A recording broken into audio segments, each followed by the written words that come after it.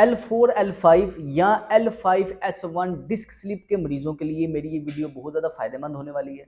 अगर आप लोग एमआरआई करवाते हैं और एमआरआई में आपको बताया जाता है कि जी आपकी जी डिस्क स्लिप हो गई है, उसकी वजह से आपको शदीद दर्द हो रही है, तो इस डिटेल्ड वीडियो के अंदर मैं आपको प्रॉपर तरीकाकार बताऊंगा कि आप किस तरह घर में रहकर कौन कौन सी आपने खुराक में ऐसी तब्दीली करनी है कि आपका ये मसला हल हो, परहेज आपके लिए कौन से हैं, एहतियात आपके लिए कौन से हैं, वर्जिशें आपके लिए कौन से हैं, गो के आप कौन सा ऐसा लाइफस्टाइल अपनाएंगे कि आपकी ये दर्द बिल्कुल घर में रह के बगैर किसी ऑपरेशन के बगैर किसी दवाई के बिल्कुल ठीक हो जाएगी। तो ये वीडियो डिटेल्ड वीडियो है, इसको एंड तक लाजमी देखें। और अगर आप किसी ऐसे शख्स को जानते हैं जिसको ये डिस्क स्लिप का मसला है, वो सर्जरी प्लान कर रहा है, इसके इलाज से तंग आ गया है, तो उस तक ये मेरी वीडियो लाजमी शेयर करें ताकि ज़्यादा से ज़्यादा लोगों को फ़ायदा हो सके और ये सदका जारिया बन सके। हमारे मोहरों के दरमियान डिस्क होती है और डिस्क का काम होता है कि मोहरों को प्रॉपर तरीके से मूवमेंट के दौरान प्रोटेक्शन देना, इसकी हिफाजत करना। अब ये डिस्क काफ़ी ज़्यादा नरम मटेरियल होता है। जब भी हम झुक कर कोई वजन उठाते हैं या हमें कोई झटका लगता है या लगातार गलत पोजीशन में बैठने की वजह से हमारा पोस्चर खराब होता है, इससे हमारी डिस्क मुसलसल दबती रहती है। जैसे ही वो स्लिप होती है पीछे की तरफ, पीछे हमारी नसें होती हैं। इस नस को जब डिस्क टकराएगी उसकी वजह से हमें दर्द नीचे आना स्टार्ट हो जाएगी। अब डिस्क स्लिप दो वजूहात से हो सकती है, या तो ये होती है अक्यूट या क्रोनिक। अक्यूट डिस्क स्लिप तब होगी जब आपको कोई झटका लगा है, आपने कोई झुककर वजन उठाया है, आपका कोई एक्सीडेंट हुआ है जिसमें ऐसी ऐसी एक्टिविटी जिसमें डायरेक्ट फोर्स आपकी रीढ़ की हड्डी के ऊपर पड़ती है, इससे आपकी डिस्क स्लिप होने के चांसेस होते हैं। इस डिस्क स्लिप को अक्यूट कहते हैं। दूसरे नंबर पर डिस्क स्लिप ऐसी होती है कि आपके लगातार बैठने का पोस्चर है, ऑफिस में लगातार बैठते हैं, वर्जिश की आदत नहीं है, पीछे के पट्टे अकड़ते हैं, अकड़ाव आहिस्ता आहिस्ता बढ़ते बढ़ते आपकी रीढ़ की हड्डी में स्ट्रेटनिंग आती है और कोई गलत एंगल बनने से, गलत पोजीशन बनने से थोड़ी थोड़ी करके डिस्क स्लिप होती रहती है। जैसे नस को दबाती है आपको दर्द आना स्टार्ट हो जाती है। अच्छी बात यह है कि चाहे अक्यूट डिस्क स्लिप हो चाहे क्रोनिक डिस्क स्लिप हो, दोनों को ठीक करके पेन फ्री लाइफस्टाइल गुजारा जा सकता है। अब डिस्क स्लिप को जो ठीक करने का जो प्रॉपर मेथड है, इसके अंदर कुछ ऐसी वर्जिशें हैं जिसका रोल है रीढ़ की हड्डी के पास के पट्टों को मजबूत करना और हमारा जो स्पाइन का कर्व है उसको रिस्टोर रखना, ताकि आपकी डिस्क के ऊपर दबाव कम से कम बने और डिस्क आहिस्ता आहिस्ता अंदर जाती रहे। क्योंकि हीलिंग, ठीक होना एक कुदरती प्रोसेस है। जिस्म खुद ब खुद अपने आप को रिपेयर करता रहता है, तो उसको एक स्पेसिफिक टाइम, एक स्पेसिफिक माहौल, एक स्पेसिफिक हालात मिलेंगे, तब जाके आपकी डिस्क स्लिप ठीक होगी। नहीं तो कुछ मरीज ऐसे हैं जिनकी डिस्क स्लिप होती है और कई साल, उनके 10-10, 12-12 साल से ही उनकी डिस्क स्लिप की पेन उनकी जान नहीं छोड़ती। इसलिए नहीं छोड़ती कि उसको ठीक करने के लिए जो माहौल चाहिए था आप उसको नहीं देते, उसकी वजह से मसला आता। तो यही चीज हम इस वीडियो के अंदर डिटेल से डिस्कस करेंगे। सबसे पहली वर्जिश ये है कि आपने किसी भी जगह पे कोई बेड, अपना कंफर्टेबल सा आपने बेड ले लेना है, उसके ऊपर आपने 2 तकिए इस पोजीशन पे रख देने हैं। अब ये जो तकिए हैं आपके, ये जो बेल्ट वाला एरिया है, आप जब आगे को बेंड होते हैं यहाँ एरिया बनता है, ये जो कट आता है, इस एरिया में अपने नाफ से नीचे इस एरिया में इसका सेंटर आना चाहिए, मतलब इस जगह पे आना चाहिए। आपने इस पे इस पोजीशन पे लेट जाना है, ये ऐसे, ये। अच्छा, अब अपने हाथ चाहे आप सर के नीचे रख लें, थोड़ी के नीचे रख लें।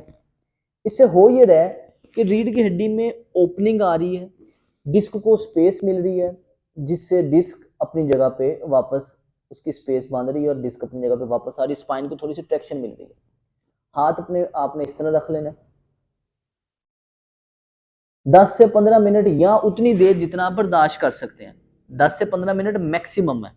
जो लोग 5 सेकंड भी इतना करने के बाद दर्द बढ़ जाएगी तो वो उसको रोक दें, सांस लें, कुछ देर बाद फिर करें, फिर अपना बेस्ट देना है। सबसे बेस्ट 10 से 15 मिनट है।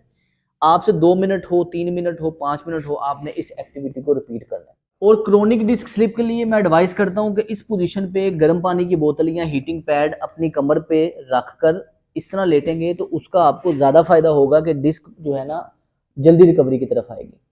अब जैसे जैसे आपकी तबीयत में बेहतरी आए, जिस्म में मजबूती आए, तो आपने एक एक करके ये तकिया कम करते जाना है। अब इस पोजीशन में आप रहेंगे, और बेहतरी आएगी कुछ दिन तक, 2-3 दिन तक, तो फिर आपने बगैर तकिए के इस पोजीशन में रहना है। और अब आपने करना ये है कि अपने आप को थोड़ा सा स्पाइन को एक्सटेंशन में लेकर जाना ताकि अंदर स्पेस क्रिएट हो, डिस्क अंदर जाए। इस पोजीशन में हाथ रख सकते हैं, अगर इधर नहीं रख सकते तो आप ये ऐसे सर के नीचे हाथ रखें। आहिस्ता आहिस्ता अल्टीमेटली हमने इस पोजीशन में आना है। इस पोजीशन में साथ टकोर हो रही होगी, साथ आप अपने पाँव को इस तरह मूव कर रहे हैं। ये जो वर्जिश है पूरे दिन के अंदर आपने 3 दफा करनी है। 10 से 15 मिनट से आपने स्टार्ट करना है और आहिस्ता आहिस्ता आपकी तबीयत में बेहतरी रहेगी। दिन में मैक्सिमम 3 दफा, मिनिमम 2 दफा आपने ये वर्जिश लाजमी करनी है। दूसरे नंबर पे आपने करना ये है कि आपने सीधा लेटकर अपनी टांग के नीचे कोई तकिया रख लेना। अब ये इस टाइम ये तकिया रंग बिरंगा सा मेरे पास मौजूद है, मैं फिलहाल इसी को वीडियो में यूज कर रहा हूं। आपने क्या करना है कि अपनी एक टांग को एड़ी जमीन के साथ बेड के साथ लगी रहेगी, हिप बेड के साथ लगा रहेगा और मैंने इसको जमीन के साथ दबाना है। अब इसे मैं दबा रहा हूं तो हो क्या रहा है, मेरा हिप में स्ट्रेंथनिंग आ रही है। हिप आपका कूल्हा मजबूत होगा तो उससे आपकी फाउंडेशन मजबूत होगी ताकि आपका चलने फिरने में आसानी रहेगी। ये आपने दबा के रखना है, 10 सेकंड तक रोकना है, फिर ढीला छोड़ देना है। फिर दबा के रखना है, 10 सेकंड तक रोकना है, फिर ढीला छोड़ देना और दूसरी टांग आपकी फोल्ड रहेगी। इसके बाद आपने यही स्टेप दूसरी टांग पे करना है, 10 सेकंड तक रोक के रखना है, एड़ी नहीं उठनी चाहिए, ढीला छोड़ देना है। फिर 10 सेकंड तक रोक के रखना है, ढीला छोड़ देना है। पूरे दिन में ये एक्टिविटी 30 दफा होनी चाहिए। आपकी मर्जी है सुबह दोपहर शाम 10-10 करके कर लें या सुबह शाम 15-15 करके कर लें। आपने 30 की गिनती पूरी करनी है और जो इन बिटवीन रेस्ट है वो 10 सेकंड का होना, यानी कि होल्ड आपने 10 सेकंड का करना है। अब इसके बाद यही तकिया आपने लेना है, फोल्ड करना है, ऐसे अपने दोनों घुटनों के दरमियान रखना है, पांव दोनों आपस में जोड़ने हैं, इसको दबाना है नीचे को, 10 सेकंड तक रोकना है, फिर ढीला छोड़ देना है। फिर ऐसे 10 सेकंड तक रोक के रखना है, फिर ढीला छोड़ देना है। पूरे दिन में आपने 30 दफा करना है। आपकी मर्जी है 10-10 करके सुबह दोपहर शाम या 15-15 करके सुबह शाम करें, लेकिन होल्ड आपने 10 सेकंड का रखना है। इसके बाद आपने करवट की पोजीशन में लेट जाना है और अपने घुटने को ऐसे उठाना है। ये भी हमारे डीप ग्लूटियल मसल्स को स्ट्रेंथन करने के लिए एक्टिविटी है। ऐसे सेम वही 10 सेकंड तक रोकना है, फिर ढीला कर देना है, फिर 10 सेकंड तक रोकना है, फिर ढीला कर देना है। और ये चीज आपने दोनों साइड पे करनी, उस साइड पे करवट लेके भी आप यही एक्टिविटी को रिपीट करेंगे।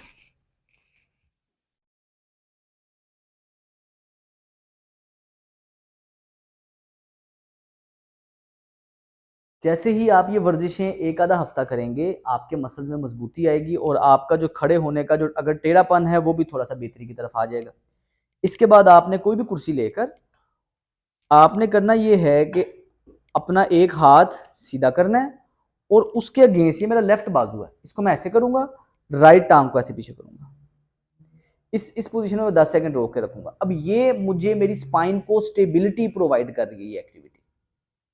यही चीज दूसरी तरफ करेंगे, 10 सेकंड तक रोक के रखूंगा, फिर नीचे आ जाऊंगा और इसको भी 30 की गिनती के साथ आपने पूरे दिन में करना है ताकि आपकी स्पाइन में स्टेबिलिटी आ सके और आहिस्ता आहिस्ता डिस्क के आसपास के जो सपोर्टिंग मसल्स है वो मजबूती की तरफ आ सके। इन वर्जिशों का मकसद आपकी रीढ़ की हड्डी के पट्टों को मजबूत करना है और डिस्क को प्रॉपर एंगल के अंदर रीढ़ की हड्डी का खम बेहतर बनाना है। दूसरे नंबर पे ट्रैक्शन का बड़ा इसमें मेजर रोल है। ट्रैक्शन ये करती है कि आपकी ग्रेविटी हमें कंटिन्यूसली अपनी तरफ खींचती रहती है, हमारी रीढ़ की हड्डी पे दबाव बना रहता है। इस दबाव को रिवर्स करना बहुत ज्यादा जरूरी है। अब आपने ट्रैक्शन के भी 2-3 तरीकेकार हैं, आपने देख लेना है कि आपके जिस्म के अंदर कितनी पावर है, आप क्या कर सकते हैं आसानी से।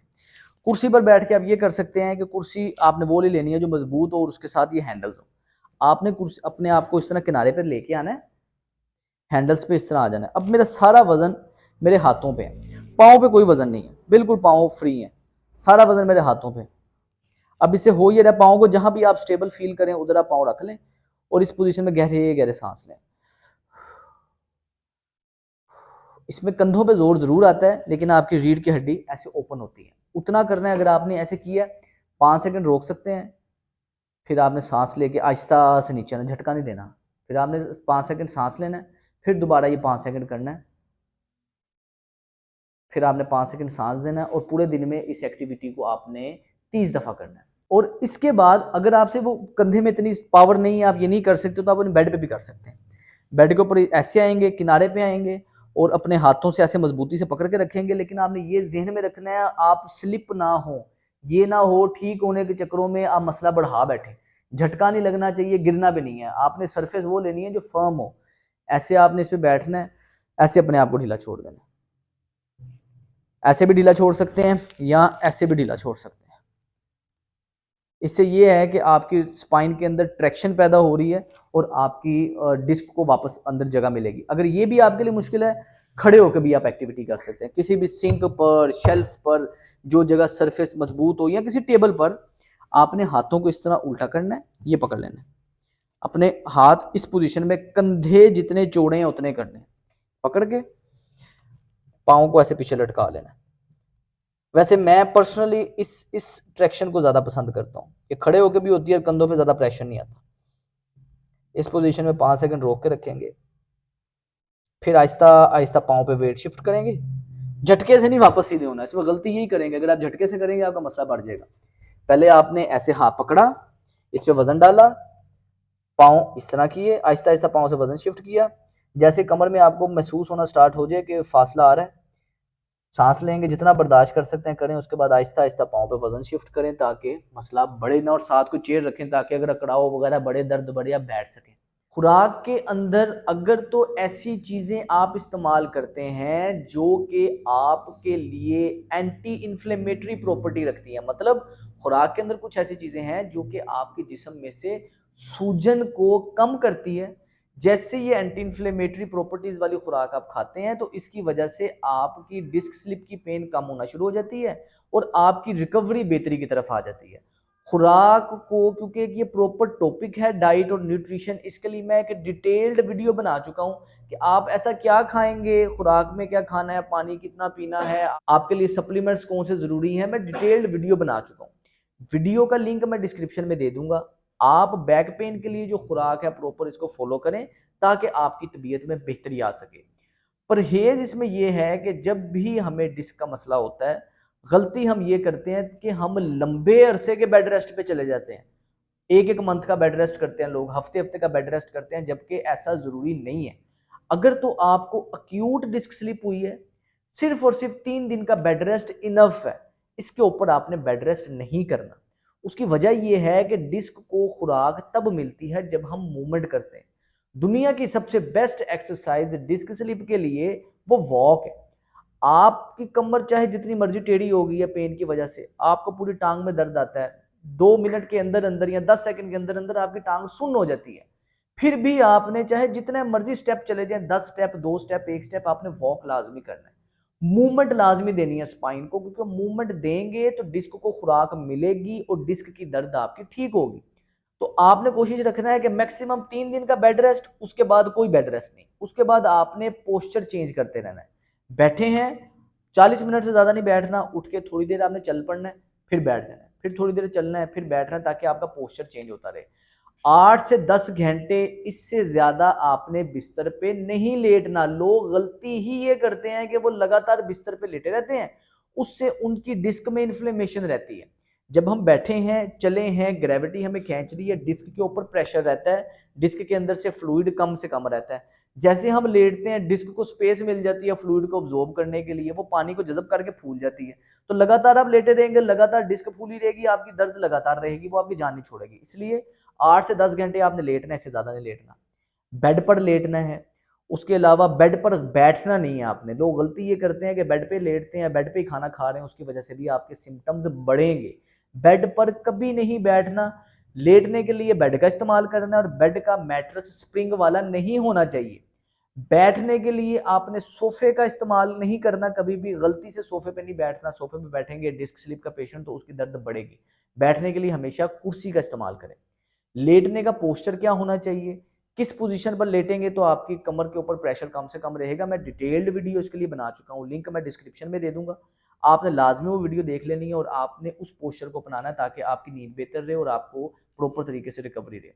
बैठने का इसमें बहुत ही इंपॉर्टेंट रोल है। सोफे पे नहीं बैठना, जमीन पर नहीं बैठना, जब बैठना है आपने टेक लगाकर बैठना है। बैठने के लिए जो आपका प्रॉपर पोस्चर होना चाहिए उसके लिए मैं डिटेल्ड वीडियो बना चुका हूं, लिंक मैं डिस्क्रिप्शन पे दे दूंगा, आप उसे देखें ताकि पता चले कि आपके बैठने का पोस्चर क्या होना चाहिए। इसके अलावा जो लोग ड्राइव ज्यादा करते हैं, गाड़ी पे ज्यादा बैठते हैं, गाड़ी पे बैठना उठना उनका ज्यादा, ऑफिस आने जाने के लिए गाड़ी कन्वीनियंस है, गाड़ी में बैठने उठने के भी प्रॉपर पोस्चर अगर आपका रहेगा तो इसके लिए आपको डिस्क स्लिप की पेन नहीं होगी। तो डिस्क स्लिप के लिए गाड़ी में बैठने का जो प्रॉपर पोस्चर होना चाहिए उसके लिए मैं डिटेल वीडियो बना चुका हूँ, लिंक मैं लाजमी डिस्क्रिप्शन में दे दूंगा, उसे देख लीजिएगा। बाइक का जो लोग इस्तेमाल करते हैं, कोशिश ये रखें कि बाइक पे जो बैठने का प्रॉपर पोस्चर है, जब भी आप ड्राइव कर रहे हैं खुद या आप बाइक में किसी के पीछे बैठे हैं तो आपने बेल्ट का लाजमी इस्तेमाल करना, और सारे दिन में सिर्फ और सिर्फ 6 से 8 घंटे आपने बेल्ट पहननी है, इससे ज्यादा आपने बेल्ट नहीं पहनी। तो ये थी डिटेल्ड वीडियो, उम्मीद करता हूं आपको वीडियो पसंद आई होगी, और अगर आप किसी ऐसे शख्स को जानते हैं जिसको डिस्क स्लिप का मसला है तो उस तक ये लाजमी शेयर करें ताकि ज्यादा से ज्यादा लोगों को फायदा हो सके और ये सदका जारिया बन सके। मेरा नाम है सुलमान फिरोज। अस्सलाम वालेकुम।